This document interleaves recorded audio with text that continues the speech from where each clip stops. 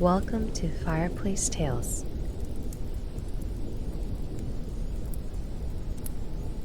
The Telltale Heart by Edgar Allan Poe.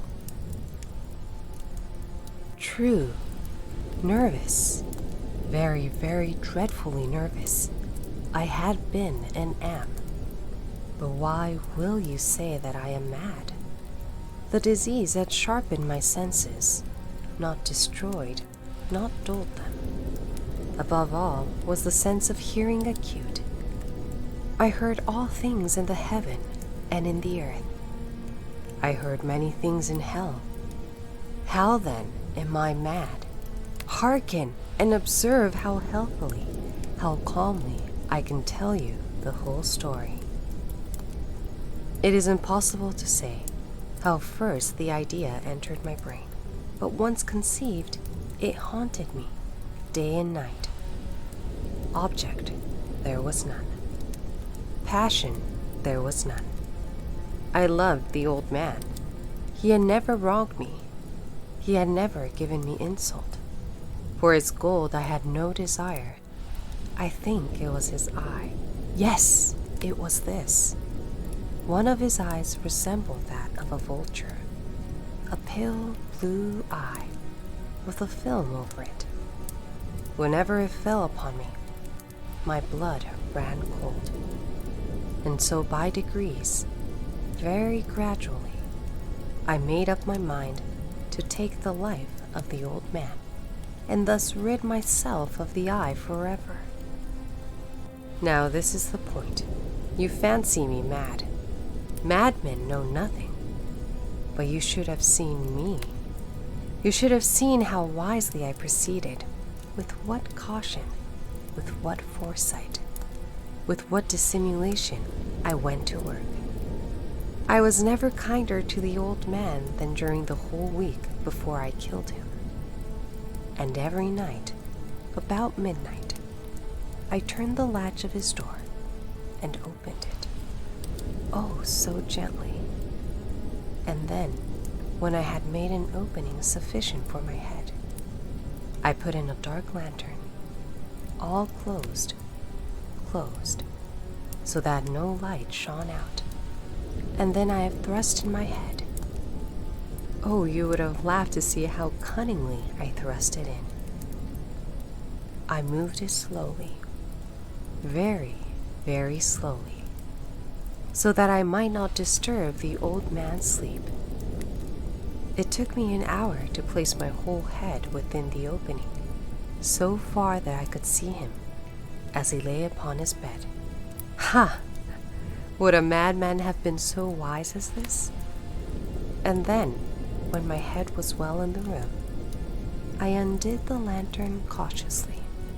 Oh, so cautiously. Cautiously, for the hinges creaked. I undid it just so much that a single thin ray fell upon the vulture eye. And this I did for 7 long nights. Every night, just at midnight. But I found the eye always closed, and so it was impossible to do the work, for it was not the old man who vexed me, but his evil eye. And every morning, when the day broke, I went boldly into the chamber and spoke courageously to him, calling him by name in a hearty tone, and inquiring how he had passed the night.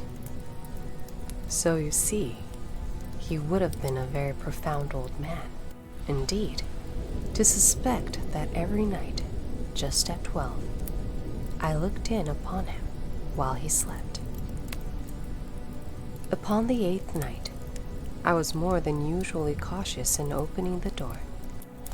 A watch's minute hand moves more quickly than did mine. Never before that night had I felt the extent of my own powers, of my sagacity. I could scarcely contain my feelings of triumph. To think that there I was, opening the door, little by little, and he not even to dream of my secret deeds or thoughts. I fairly chuckled at the idea, and perhaps he heard me, for he moved on the bed suddenly, as if startled. Now you may think that I drew back, but no. His room was as black as pitch, with the thick darkness, for the shutters were close fastened, through fear of robbers, and so I knew that he could not see the opening of the door, and I kept pushing it on, steadily, steadily. I had my head in, and was about to open the lantern, when my thumb slipped upon the tin fastening, and the old man sprang up in the bed, crying out, "Who's there?" I kept quite still and said nothing. For a whole hour I did not move a muscle, and in the meantime I did not hear him lie down. He was still sitting up in the bed, listening, just as I have done, night after night, hearkening to the death watches in the wall. Presently, I heard a slight groan, and I knew it was the groan of mortal terror. It was not a groan of pain or of grief. Oh no, it was the low, stifled sound that arises from the bottom of the soul when overcharged with awe. I knew the sound well. Many a night, just at midnight, when all the world slept, it has welled up from my own bosom, deepening with its dreadful echo the terrors that distracted me. I say I knew it well. I knew what the old man felt and pitied him, although I chuckled at heart.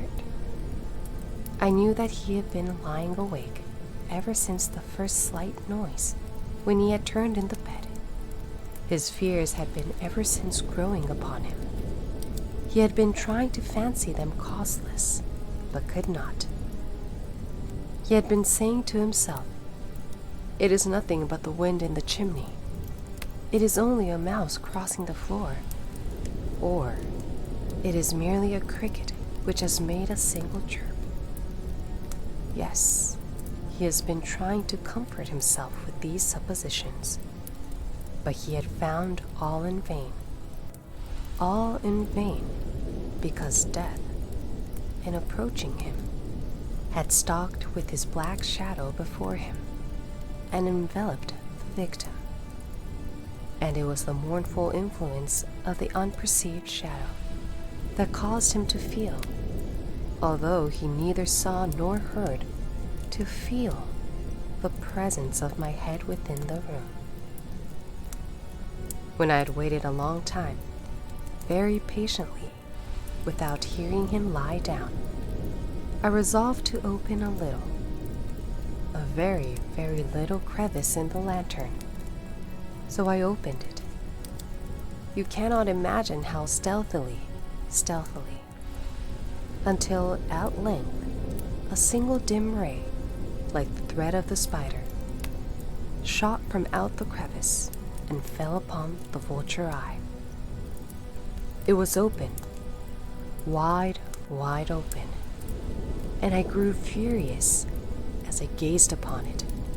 I saw it with perfect distinctness, all a dull blue, with a hideous veil over it that chilled the very marrow in my bones. But I could see nothing else of the old man's face or person, for I had directed the ray as if by instinct, precisely upon the damned spot.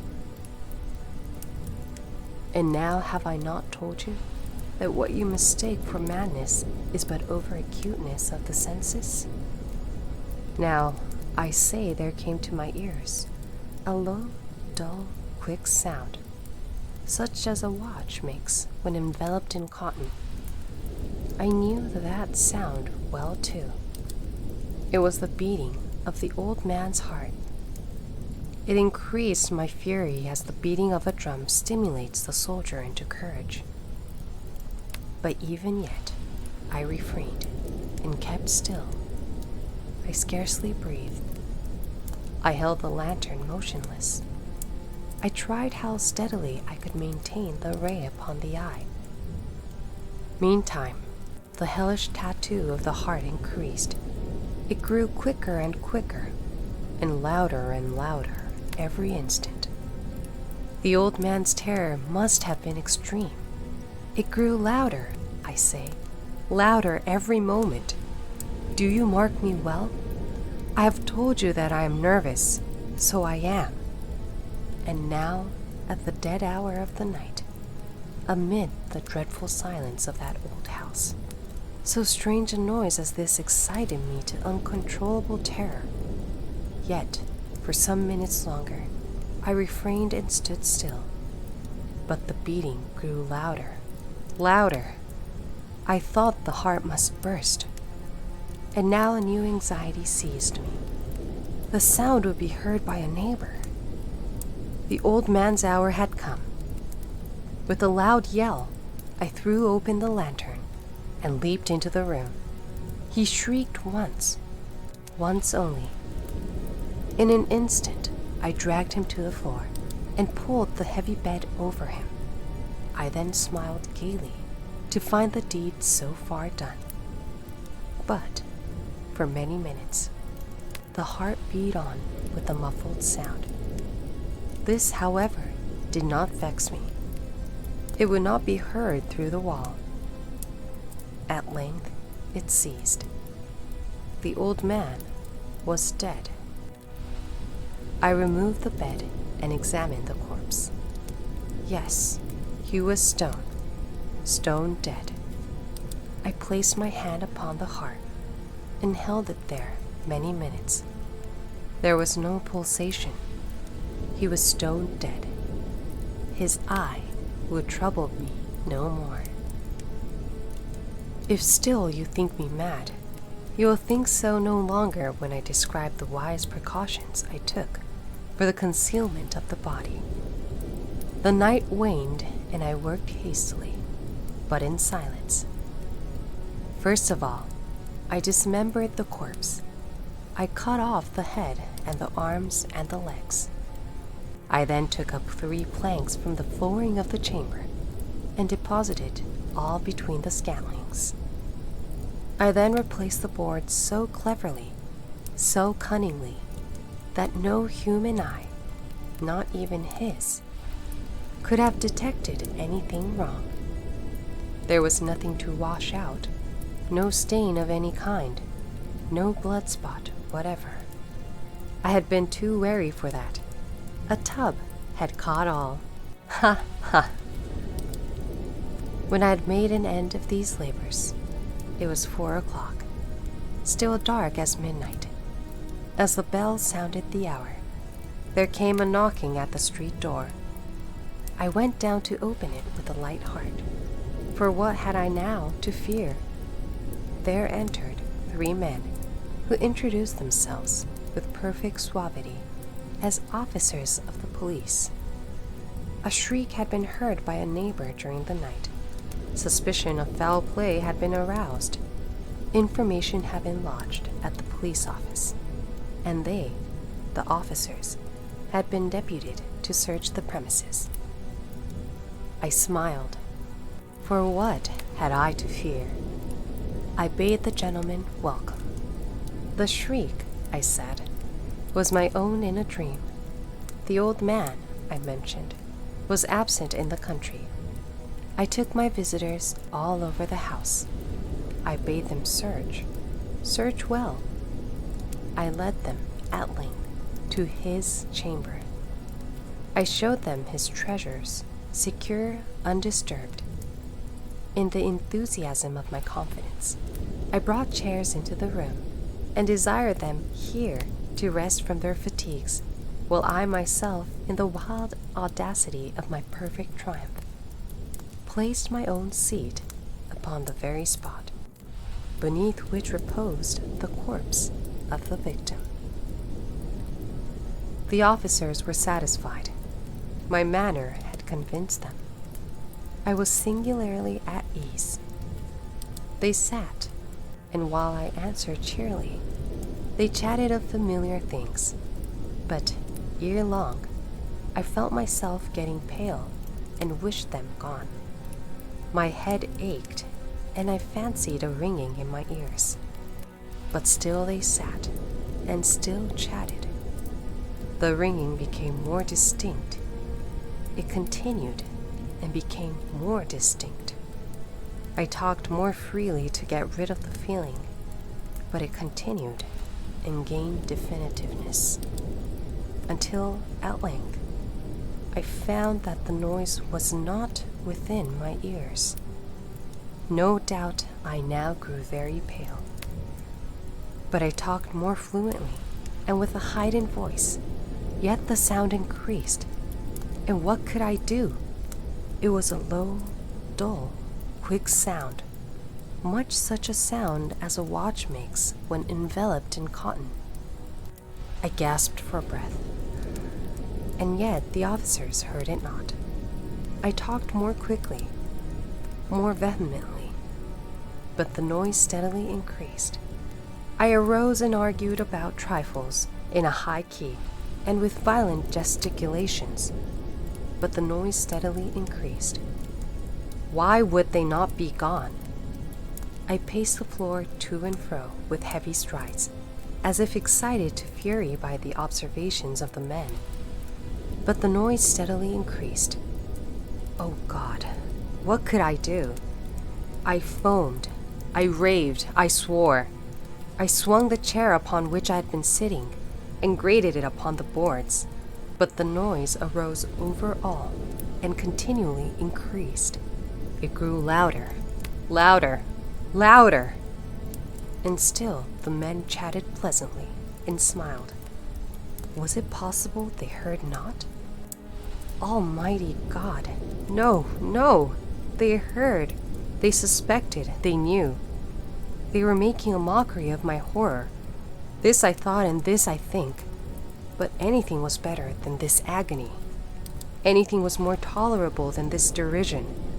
I could bear those hypocritical smiles no longer. I felt that I must scream or die.